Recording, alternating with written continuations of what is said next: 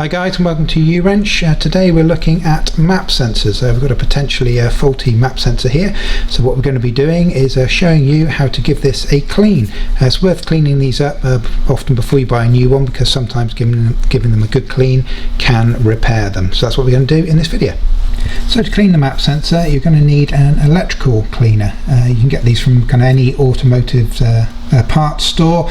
This is a fairly common thing. You don't want to be using things like brake fluid. They're far too heavy duty for poor little things like map sensors here. You want to be using a proper electrical cleaner. So I'm just going to carefully clean the outside tip first of all.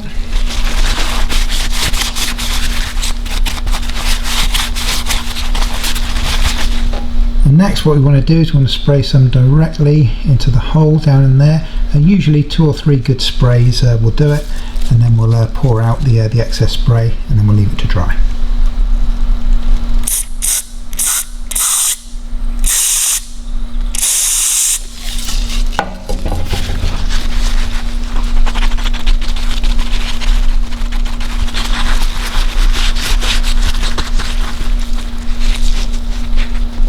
Just going to allow that, you want to probably leave that a good, probably good 10 to 15 minutes just to allow that cleaner to evaporate off. Get rid of as much as you can and then leave that to dry.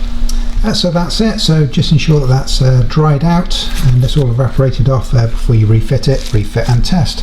And if you need to do that, you can do that a couple of times, 2 or 3 times if you need to, if you've got a particularly dirty map sensor. Remember, you must use the electrical cleaner. If you're struggling to find this, we will add some links for you to Amazon.com and Amazon.ca, so you can pick this up easily from Amazon if you need to. But that's it. We hope this video has been helpful for you. We always say it, but if you could do us one quick favour in return, please be sure to at least hit that like button for us before you leave, and we will see you again. Thanks guys.